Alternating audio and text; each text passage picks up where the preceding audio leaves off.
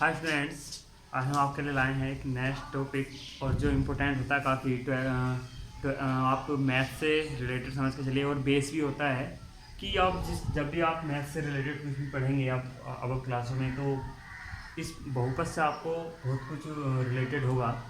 तो देखिए polynomial start करते हैं। फिर आज इसमें होता है, देखिए सबसे पहले बात करते हैं होता क्या है। ठीक है, कि पॉलिनोमियल है क्या। तो देखिए हम पदों के बारे में तो सब जानते हैं कि पद क्या होते हैं।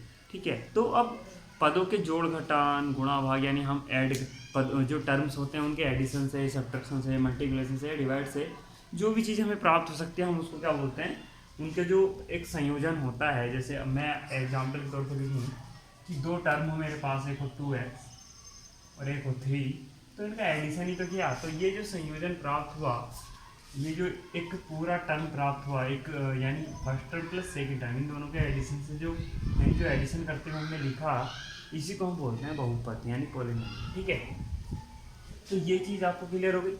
अब देखिए बात करते हैं, ये तो हुआ केवल बहुपद की बहुपद होता क्या है। अब इसकी स्टैंडर्ड फॉर्म क्या होती है। देखिए इसमें क्या होता है कि जो स्टैंडर्ड फॉर्म होती है इसकी बहुपद की, वो होती है कि इसमें लगातार क्या होता है, जो चर पद होते हैं, कोई भी एक वेरिएबल हो, जैसे इसको रिप्रेजेंट किया जाता है पी ऑफ एक्स से। ठीक है, तो पी ऑफ एक्स से इसको रिप्रेजेंट किया जाता है। तो इसमें जो गुणांक होते हैं, गुणांक से मतलब होता है कि गुणांक से क्या मतलब होता है, गुणांक का मतलब होता है गुणा में लिखा हुआ। ठीक है, तो अब जैसे यहाँ पी ऑफ एक्स लिखा हुआ, तो पी ऑफ एक्स का मतलब एक अचर पद हुआ a0 प्लस a1 एक्स की पावर 1, यानी इस तरह से जो यहाँ भी अगर आप लिखना चाहें तो एक्स की पावर 0 लिख सकते हैं। इस तरीके से आगे आप जितना चाहे उतना लिख सकते हैं। ये इस तरीके का ये जो एक सीरीज होगी, ये बहुपद की स्टैंडर्ड फॉर्म होती है, यानी आप व्यापक इसको कह सकते हैं इसका। ठीक है, क्लियर। यानी जो बहुपद होते हैं वो इस प्रकार का आपको प्राप्त होगा, या बहुपद जो होते हैं वो इस तरह से प्राप्त हो सकते हैं। यहाँ चिन्ह का कोई वो ऐसा कोई खास मतलब नहीं है, यहाँ चिन्ह प्लस का माइनस का जैसे भी हो वो आपको बहुपद में दिया होगा। ये तो केवल स्टैंडर्ड फॉर्म है, तो यहाँ प्लस लगा होगा। क्लियर। देखिए बात करते हैं टाइप ऑफ पॉलिनोमियल की, कितने प्रकार का होता है। तो देखिए मेनली इसको तीन प्रकार का होता है। ठीक है, मोनोमियल, इसमें देखिए क्या होता है, देखिए इसको बोलते हैं एक पदीय। ठीक है, यानी जिसमें केवल एक पद हो। एक पद का मतलब जैसे अगर मैं यहाँ लिख दूँ केवल x खाली 2, ठीक है, या मैं यहाँ लिख दूँ 2x 3x, एक पद केवल जिसमें केवल एक टर्म हो, वो क्या होगा, एक पदीय होगा। बाइनोमियल यानी बाइनोमियल से देखिए मतलब क्या होता है, द्विपदीय होता है। इसमें दो पद होते हैं, केवल दो। जैसे यहाँ केवल हमने लिखा था x, अब प्लस में या माइनस में करके कुछ भी मैं लिख दूँ तो फर्स्ट और सेकंड टू टर्म हो गए। अब टू टर्म्स के जो हमें एक सिस्टम मिला, ये क्या हुआ, बाइनोमियल हुआ। यानी केवल दो पदों से मिलकर जो भी चीज़ प्राप्त है, यानी जो भी चीज़ दो टर्मों को रिप्रेजेंट कर रही होगी, वो क्या होगी, बाइनोमियल होगी। ठीक है, अब देखिए ट्राइनोमियल में क्या होता है, त्रिपदी है, यानी तीन पद होते हैं। जैसे यहाँ दो हो गए, यहाँ एक तीन और आप ऐसे लिख लीजिए, एक सपोज दैट एक्स स्क्वायर है, एक 3x है, एक माइनस के 2 है, या कुछ और अदर हो सकता था। तो जहाँ 3 टर्म हुए वहाँ ट्राइनोमियल, जहाँ 2 हुए वहाँ बाइनोमियल, जहाँ एक हुआ वो मोनोमियल। ठीक है, यानी एक पदीय, द्विपदीय और त्रिपदीय, इतनी चीज़ क्लियर है। ठीक है, अब देखिए डिग्री ऑफ पॉलिनोमियल। तो देखिए जिस यहाँ देखिए तीन तरह की चीज़ें होती हैं, तो तीन तरह से डिग्री ऑफ पॉलिनोमियल को रिप्रेजेंट किया जाता है, लीनियर में, एक क्वाड्रेटिक में और एक क्यूब में। इसमें होता क्या, देखिए इनको मैं बताऊँ आपको, तो रैखिक, द्विघाती और त्रिघाती। ठीक है, यानी रैखिक बहुपद, द्विघाती बहुपद और त्रिघाती बहुपद। तो इसमें होता क्या है कि लीनियर में देखिए एक सरल रेखा टाइप होता है। सरल रेखा में क्या होता है, हमेशा पावर जो होती है, यानी जो डिग्री होगी वो क्या होगी, 1 होगी, किसकी, वेरिएबल की, जो चर होगा, जिस चर में बहुपद होगा। यहाँ 2 होगी और यहाँ 3 होगी। ठीक है, जैसे एग्जाम्पल के तौर पे देखिए, अब डिग्री से क्या मतलब है, तो डिग्री से मतलब होता है, जैसे यहाँ मैं आपको इस चीज़ यहाँ दिखाऊँ, तो देखिए यहाँ लिखा हुआ है x square plus 3x minus 2। ये बहुपद जो आपका लिखा हुआ है, ये किस वेरिएबल में लिखा हुआ है, सबसे पहली चीज़ ये है, किस में लिखा हुआ है, एक्स में लिखा हुआ है। ठीक है, किस में लिखा हुआ है, एक्स में लिखा हुआ है। अब यहाँ x की यानी इस वेरिएबल की मैक्सिमम पावर क्या है, मैक्सिमम पावर आपकी है 2, कितनी है 2। तो इसकी जो इस बहुपद की जो मैक्सिमम पावर, जो वेरिएबल की मैक्सिमम पावर होती है वो क्या होती है, बहुपद की पावर कहलाती है। तो देखिए यहाँ अगर इसी तरीके से मैं केवल इस वाले बहुपद की बात करूँ तो यहाँ पावर है 1x की मैक्सिमम, तो ये लीनियर हुआ, ठीक है। यहाँ 2 था तो ये क्वाड्रेटिक हुआ। और अगर मैं यही बात करने लगूँ, मैं यहाँ 3 लिख दूँ इसकी जगह, तो अब इसकी पावर अब हो जाएगी 3 हो जाएगी इसकी पावर, ठीक है। तो यानी ऐसा हो जाएगा 3 वाला, ठीक। देखिए अब एक चीज़ और कि यहाँ देखिए बहुपद में बताने से रह गई कि पता कैसे चलेगा कि कोई चीज़ बहुपद है या नहीं है। तो आप ध्यान रखिएगा, देखिए एग्जाम्पल में दूँ, मैं लिखूँ x की पावर 4 प्लस एक्स स्क्वायर, ये एक बहुपद है। लेकिन अगर मैं लिखूँ एक्स स्क्वायर प्लस 1/x², तो ये एक बहुपद नहीं है। क्यों नहीं है? क्योंकि आप प्रत्येक पद की घात परिभाषित होनी चाहिए। तो x² तो परिभाषित है, लेकिन x की पावर माइनस जो सेकंड टर्म है ये परिभाषित नहीं है। इसलिए इसको हम इस x² प्लस 1/x² को बहुपद नहीं कह सकते, ठीक है, ठीक है।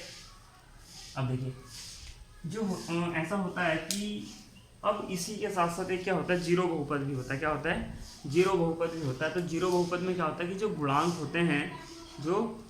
होते हैं उसमें क्या होता है कि जितने भी, जैसे यहाँ देखिए x² है इसका गुणांक, x³ है इसका गुणांक, और ये -2 है तो -2। अब देखिए जितने भी यहाँ चर के वेरिएबल हों उनका सबका गुणांक, यानी जितने भी पद हों यदि सबका गुणांक 0 हो तो जीरो बहुपद भी कहा जाता है उसको, ठीक है। यानी यदि प्रत्येक टर्म का गुणांक 0 हो तो उस बहुपद को हम कहते हैं शून्य बहुपद। क्लियर?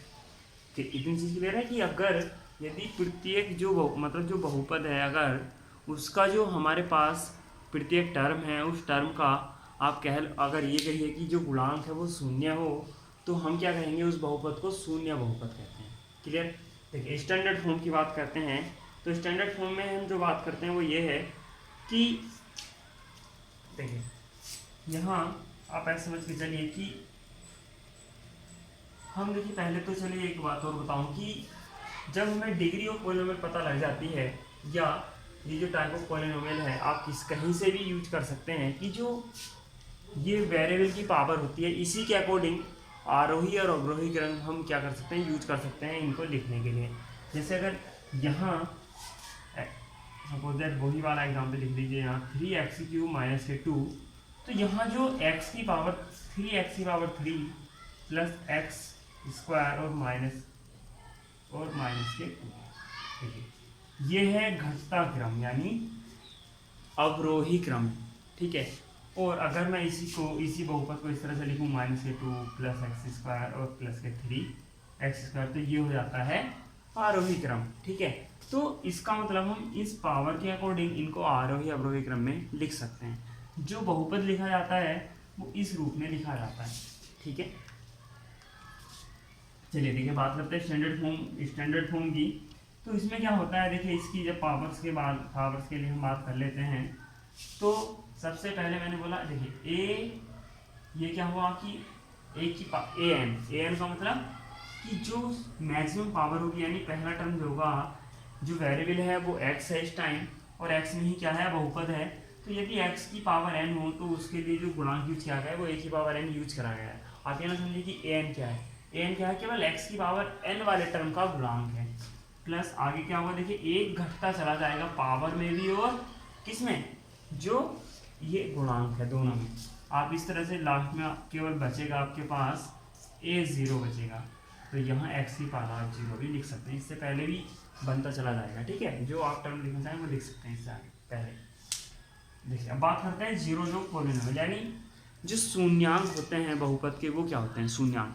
तो देखिए शून्यांक से क्या मतलब है कि एक ऐसे नंबर को हम उस बहुपद का शून्यांक कहते हैं। जैसे p(x) कोई पॉलिनोमियल है और यहाँ मैं लिख दूँ x² और प्लस 2, ठीक है, सॉरी -2।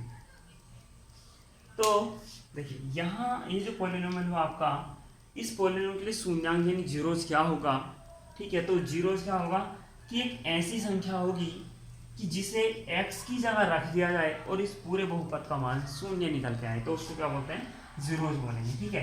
तो सपोज दैट देखिए उसको निकालने का तरीका भी होता है। तो आप इस ये जो पी ऑफ एक्स है इसको आप पूरे को जीरो रख दीजिए।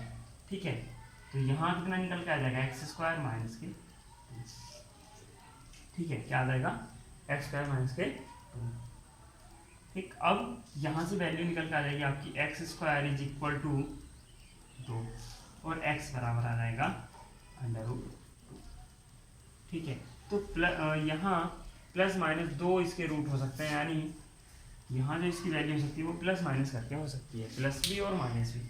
ठीक है। यानी +√2 या -√2 क्या होगा, इस पी ऑफ एक्स का जो बहुपद है हमारा, इसका शून्यांक होगा। इसके अदरवाइज आप कोई भी और बहुपद रख सकते हैं। ठीक है। तो यहाँ अगर आपको अब ऐसा भी हो सकता था कि मैं आपको यहाँ डायरेक्टली √2 वैल्यू रख के दिखाता, तब सोल्व करके दिखाता, तब भी आपका आंसर आता, लेकिन वो डायरेक्टली कहाँ से आई वैल्यू वो चीज़ आपको नहीं पता होती, इसलिए मैंने आपको दिखाया कि हम जो जीरोज होते हैं वो इस तरह से यहाँ निकाल सकते हैं बहुपद के। बहुपद के बारे में पता होना चाहिए। बहुपद मैंने आपको बताया कि बहुपद क्या होता है कि जो हमारे पास टर्म्स होते हैं, टर्म्स के एडिशन से, सब्ट्रैक्शन से, मल्टीप्लिकेशन से, डिवाइड से जो भी सिस्टम प्राप्त होता है उसको हम बहुपद बोलते हैं। अब बहुपद हो कब नहीं सकता है, जब उसकी घात पर किसी भी एक टर्म की घात परिभाषित ना हो। ठीक है। दूसरी चीज़, जैसे देखिए मैंने यहाँ एग्जाम्पल भी दिया है घात परिभाषित ना होने का। फिर देखिए टाइप ऑफ पॉलिनोमियल तो 3 तरह के होते हैं, एक पदीय, द्विपदीय और त्रिपदीय। एक पदीय में केवल एक ही पद होगा, एक टर्म होगा। जो ये है बाइनोमियल वाला, उसमें केवल 2 टर्म होते हैं। ट्राइनोमियल वाले में तीन टर्म्स होते हैं। ठीक है, क्लियर। अब देखिए डिग्री ऑफ पॉलिनोमियल, इसमें क्या होता है, ये भी 3 तरह के 3 रूप से डिवाइडेड है यहाँ, लीनियर, क्वाड्रेटिक और क्यूबिक। ठीक है। अब यहाँ इस लीनियर में क्या होता है कि जो वेरिएबल होता है उसकी पावर केवल 1 होगी, वेरिएबल की, जिस वेरिएबल में पॉलिनोमियल लिखा हुआ है उस वेरिएबल से मतलब है उसकी, उस वेरिएबल की जो मैक्सिमम पावर है वो क्या होगी, केवल 1 होगी। ये इसमें वेरिएबल की मैक्सिमम पावर 2 होगी और यहाँ क्यूबिक वाले में मैक्सिमम पावर 3 होगी। ठीक है। जीरोज वाले के लिए मैंने बताया, जीरोज बहुपद जो लिखा हुआ नहीं है यहाँ, जीरोज बहुपद में क्या होता है, प्रत्येक जो टर्म होता है उसका जो गुणांक होता है वो 0 होता है। ठीक है। नेक्स्ट मैंने स्टैंडर्ड फॉर्म लिखी हुई है। फिर है जीरोज ऑफ पॉलिनोमियल। तो देखिए जीरोज ऑफ पॉलिनोमियल में क्या होता है कि जो पॉलिनोमियल होता है उसको इक्वल टू 0 रखिए, वहाँ से आप वेरिएबल जो होता है x उसकी वैल्यू फाइंड आउट कीजिए, जो आपके मान निकल के आएंगे वही क्या होंगे, उसके 0 होंगे। क्लियर। तो ये आपके देखिए निकालने के लिए तो देखिए आगे अगर हम बात करें इसमें, तो हमारे पास जो ज्योमेट्रिकल होते हैं, देखिए ज्योमेट्री में क्या होता है कि आपको जो मैं आपको बताऊं 10th क्लास से चैप्टर है, ये सेकंड चैप्टर है 10th क्लास का, और जो 2.1 एक्सरसाइज है, ठीक है 2.1, तो उसमें आपको केवल इस तरह से ज्योमेट्रिकल जीरोज के बारे में बात की गई है। तो जो भी आपका जो कर्व है उसमें, तो वो कर्व एक्स अक्ष को जितनी बार कटिंग करेगा तो वे आपके पी ऑफ एक्स के लिए क्या होंगे, जीरोज होंगे, उतने जीरोज का नंबर होगा। जैसे एक यहाँ, ये 2 हुए तो 2 जीरोज होंगे। इसके अगर मैं स्कोर बढ़ा दूँ यहाँ ऐसे करके तो 3 हो जाएंगे, यानी आपको 1 और 2, इसके 2 जीरोज हुए। आपको ये ध्यान रखना है कि हमें केवल एक्स एक्स से मतलब है कि जो कर्व है वो एक्स एक्स को कितनी बार कट कर रहा है, जितनी बार कट करेगा उतने ही उसके जीरोज होंगे। तो आपकी 2.1 एक्सरसाइज केवल इसी बेस पर निर्भर है। ठीक है। बाकी जो नेक्स्ट वीडियो में बात करेंगे वो करेंगे हम जो गुणांक होते हैं और शून्याङ्क होते हैं उनके बीच में रिलेशन, या जो क्वाड्रेटिक इक्वेशन होती है उसको कैसे सोल्व किया जाता है उसके बारे में बात करेंगे। तो thank you for watching and like और शेयर करना ना भूलें।